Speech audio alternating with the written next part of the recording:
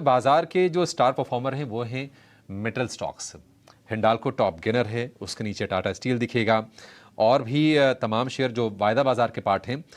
NALCO, Hind copper, cell 6%, 8% की बड़ी तेजी है। क्या नतीजे बहुत अच्छे आने वाले हैं? टाटा स्टील जो कि दिग्गज कंपनी है, टाटा स्टील के नतीजे आज आएंगे, कल जेएसडब्ल्यू स्टील के आएंगे। नंबर जरा समझ लेते हैं। आशीषा हमारे साथ जुड़ गई हैं। आशीषा, पहले बताइए टाटा स्टील क्या उम्मीदें हैं, कैसे आंकड़े आ रहे हैं? जी हाँ, टाटा स्टील के नतीजों की बात करें तो स्टैंडअलोन बेसिस पर काफ़ी अच्छे नतीजे एक्सपेक्टेड है इस क्वार्टर में। यूरोपियन सब्सिडरी जो कंपनी की है उसमें पिछले कई क्वार्टर से कंपनी लॉस रिपोर्ट कर रही है और इस क्वार्टर में भी लॉस बढ़ता हुआ नजर आ सकता है। आंकड़ों की बात करें तो कंसोलिडेटेड रेवेन्यूज़ करीब 56,850 और करोड़ के आसपास एक्सपेक्टेड है। सिक्वेंशियल बेसिस पर 2% का ग्रोथ देखने को मिलेगा। मार्जिन्स की बात करें तो 8.5% पे मार्जिन्स आ सकते हैं। सीक्वेंशियल बेसिस पर 80 टू 90 बेसिस पॉइंट्स का मार्जिन एक्सपेंशन एक्सपेक्टेड है। इंडियन परफॉर्मेंस की बात करें तो स्टील प्राइसेस थोड़े से बढ़े थे, जिसके चलते रियलाइजेशंस में 2 से 3% का अपमूव दिखेगा। इसके साथ ही साथ एबिटा पर टन की बात करें तो यहाँ पर भी 5% का ग्रोथ देखने को मिलेगा सीक्वेंशियल बेसिस पर। वॉल्यूम्स हायर साइड पे थे, रियलाइजेशंस भी हायर साइड पे थे, जिसके चलते स्प्रेड्स बढ़ते हुए नजर आएंगे इस क्वार्टर में। इसके अलावा जैसे मैंने कहा, यूरोपियन ऑपरेशंस में वीकनेस देखने को मिल सकती है।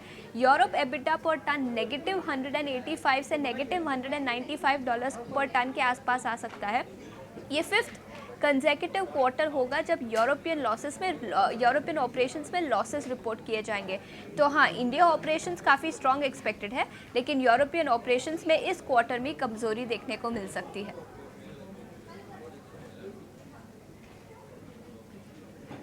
टाटा स्टील से अच्छे नतीजों की उम्मीद है। ये अभी आशीषा मेरी सहयोगी बता के गई है टाटा स्टील के नंबर, एक बार अनुमान लेके आई ना सामने। और जेएसडब्ल्यू स्टील, उन्होंने पहली लाइन ही बोली कि जेएसडब्ल्यू स्टील के नंबर तो म्यूटेड आएंगे, यानी कि या तो इनलाइन रहेंगे या कोई ज़्यादा एक्साइटमेंट नहीं आएगा। टाटा स्टील के नंबर हम एक बार आपके सामने रख रहे हैं। ये लॉस टू प्रॉफिट होगा इस बार। फिर से एक बार जरा दिखाइएगा वापस से इसके अंदर टाटा स्टील की plate. Rajesh sir, Tata steel ठीक लग रहा है आपको नंबर के लिहाज से? के लिहाज से भी ठीक लग रहा है, क्योंकि एक तो रियलाइजेशन अच्छे होंगे जैसे अनीशा ने ये बता रहे थे, और दूसरे मार्जिन्स में सुधार होगा इनका। और अगर आप देखो तो सबसे दिग्गज कंपनी टाटा स्टील है। थोड़ी दिक्कत है इनके यूरोप को और ऑपरेशंस को लेकर के है, जो अभी भी बनी हुई है।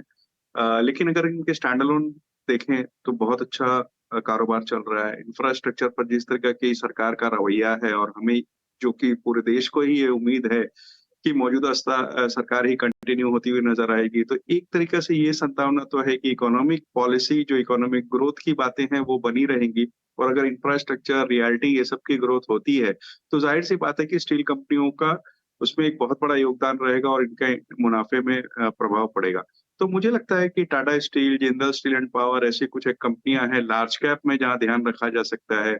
या मिड कैप, स्मॉल कैप की बात की जाए तो श्याम मेटालिक्स एक ऐसी कंपनी है जो अगर आप देखा जाए तो उनके खुद के पावर होने के कारण उनके पावर के कॉस्ट कम पड़ते हैं। डीआई वगैरह में एंटर कर रही है, डेट फ्री कंपनी है। तो मुझे लगता है ये कुछ कंपनियां हैं जहां नजर रखी जा सकती है।